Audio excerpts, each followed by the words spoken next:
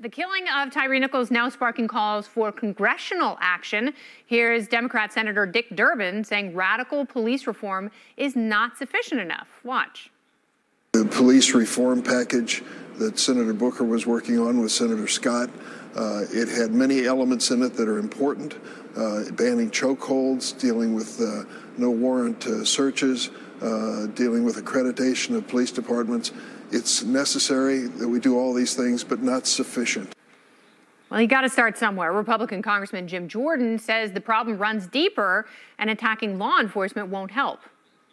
They don't get enough people applying, taking the test to enter the academy to be an officer, because there's been this defund the police concept out there. There's been this attack on law enforcement, and you're not getting the best of the best.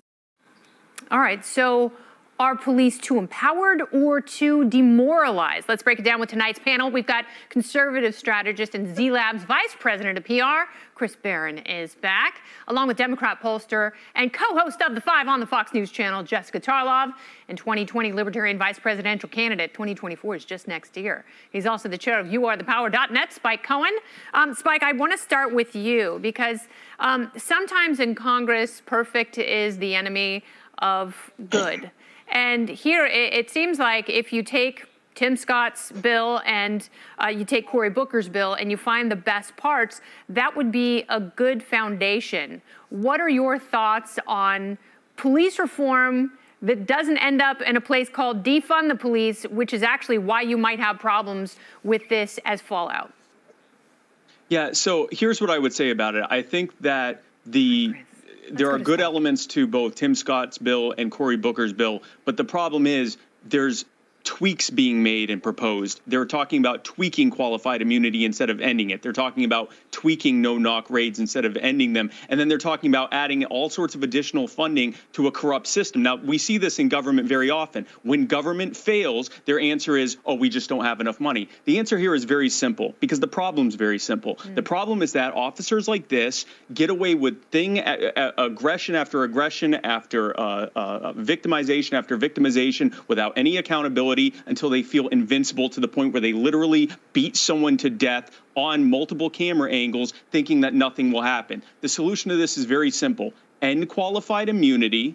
And then if the city or the local government involved decides to settle instead of letting the individual officers get sued, then instead of making the taxpayers foot the bill for that settlement, take it directly out of the police pension funds. And you'll watch police officers so quickly act to root out bad actors in their departments faster than your head will spin, but also it will force the departments to require for officers to get liability insurance just like in any other high-risk profession. And if those officers have too many claims and the insurance companies will not insure them, then they simply cannot get hired. We need to be rooting out bad officers. Before we talk about additional funding or training or anything else, we need to be talking about accountability, just like you or I or anyone else would receive. And while we're at it, let's end prosecutorial immunity, judicial immunity, absolute immunity for politicians.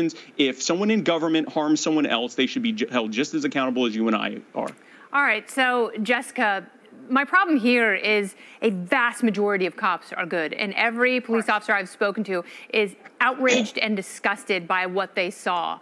And, you know, I'm wondering, is it just a couple of bad cops in one department, or is this some sort of a culture issue within that police department? And what do? Do you disband the entire department? How do you fix that? Because to Jim Jordan's point, and I think to Spike's point, we do need some very smart and necessary reforms. But to Jim Jordan's point, even if you had those at the federal level, they may not have taken effect to a group of cops who feel essentially invincible and have probably done something like this in the past. Well, I definitely don't think the solution is to disband the entirety of the Memphis Police Department. That's something that, frankly, no one wants when you look at the polling on this, and especially communities of color and lower income communities that do want more police on the streets, just good police. And I think that everyone on the panel can agree with that should be the solution to this. These weren't just run-of-the-mill cops, though. These were street crime cops. Yes. And they're very different from the police officers that we may see around, or the ones that we'd be saying generally are good guys. So these are cops who are rougher than most. The Scorpion Unit, which is what this was called, had a very poor reputation for how they behave, how they treat people, how rough they are. The expectation from people that I've spoken to and law enforcement have commented on this is that they've gotten away with things like this before. Maybe not whether the person died, but just a few beatings here and there, and then they go about your business. And when you listen to their narration of what they're doing, which runs completely counter to what's actually happening, i.e. saying to Tyre Nichols, like, put your hands up when his hands are up already, or lay down when he's already laying down, thinking that no one will add up what's going on their body cams with what they're saying, trying to make up this fake narrative that they haven't beaten the poor guy to death. You see that these are people who feel that they are completely above the law, and the last kind of folks that you would want to be in police departments.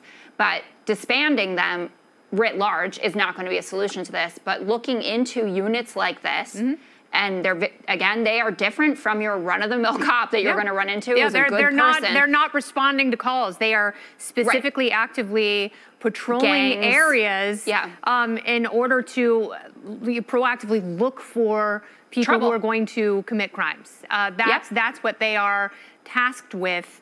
So, they're profiling. I mean, it goes back to the conversation. We only have like 30 seconds left, so I want to get Chris in here.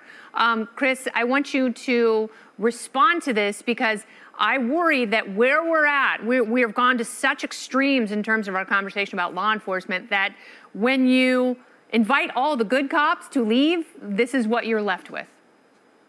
Yeah, and can we stop only caring about these incidents when they're politically convenient for us? I mean, look, Democrats spent the last 2 years telling us that there was nothing wrong with a Capitol Hill police officer shooting an unarmed woman in the face on January 6th and killing her. Like, can't we have a moment where we can say, look, let's put the politics of this aside. Police excesses, whether it's the FBI, Capitol Hill police, at the local police office, police level, are wrong, and we should be doing something to stop it. Let's stop letting lizard brains like Dick Durbin run around and think that this is going to be a political winner. We need serious people. Not just more talk. We need serious people who understands that we have problems in this from the very top, from the FBI all the way down to local police. And we should be looking at a comprehensive reform package that talks about all of that, not just what is politically advantageous for one group. Yeah, and that's why you need people from both major parties, someday independent parties and third parties, Spike, from both major parties working on legislation like this to make problems better.